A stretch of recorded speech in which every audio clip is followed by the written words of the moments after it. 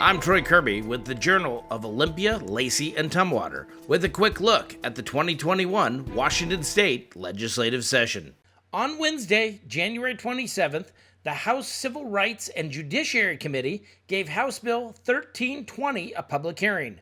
The legislation focuses on overhauling the effectiveness and accessibility of civil protection orders. So this is actually a really important bill for access to justice for those victims and survivors of sexual assault, domestic violence, harassment. These protection orders are really important, and yet we've seen there's inconsistencies, and it's really important to align them. We've learned a lot of lessons during this current public health crisis, where people are not able to physically present themselves in court, to electronically file the orders, to have remote hearings, to have electronic service. The service actually has been more effective. When you get a text message, this compliance has been higher rather than having to send a sheriff's deputy to personally serve.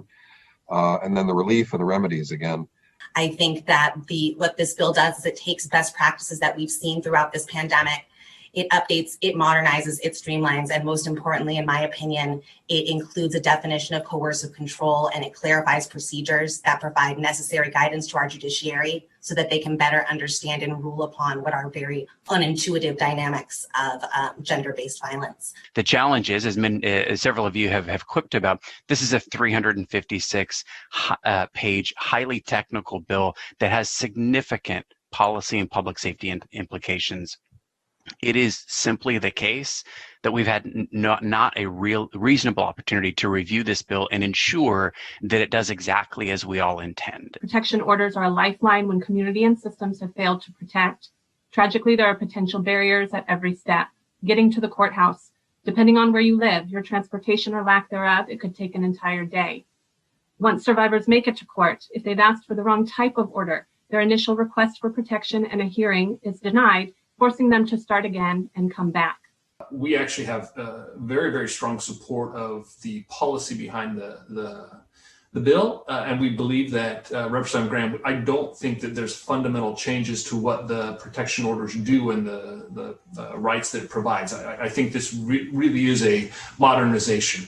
Our position of others simply just trying to work through it.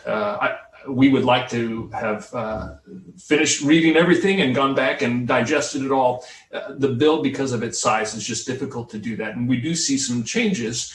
We just want to make sure that as we work through those, if there are other glitches, that there's a way to highlight some of those. I really appreciate the work of the prime sponsor and those who've been behind it. As I listened to David Martin, again, just phenomenal work. We really think the bill is great. We just have concerns as we try to swallow the enormity of the bill. I can think of one example. His name is, for the sake of this testimony, Calvin. He's an elderly man who is seeking an anti-harassment order from his mentally ill, drug-addicted son who had been terrorizing him. We spent over a year going to and from court every couple of weeks, attempting to obtain a full protection order. His son was unsheltered, and we didn't have a known address, so we were unable to serve him. We eventually were permitted to serve by publication, but service by publication is extremely costly, and he didn't have the funds to do that. We had to find resources to support him. We're testifying today to bring your attention to the need for this bill to reflect more holistically that youth are different and not like adults. In the spirit of modernization, I think that's an area where this set of statutes could really match other areas where our state has modernized systems that respond to juveniles. On my 19th birthday, I was sexually assaulted by another University of Washington student that I had never met before that night. What started out as a night of celebration left bloody with bruises and a trauma that took me years to process and overcome. With the hopes to ensure my safety and regain some sense of security, I petitioned for a sexual assault protection order. The current protection order process is so discouraging that it's easier to just give up. Megan, I'm a law enforcement officer and have to deal with people who have suffered many of the same things that you have suffered.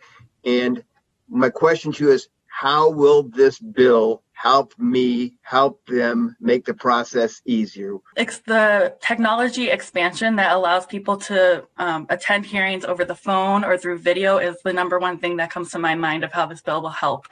So instead of people having to go down to the courthouse as many times as I had to attend a hearing that lasts for several hours, and being able to do it safely in their own homes and not having to confront the person that abused them. Thank you for watching the Daily Legislative Report by the Journal of Olympia, Lacey, and Tumwater, covering the 2021 legislative session.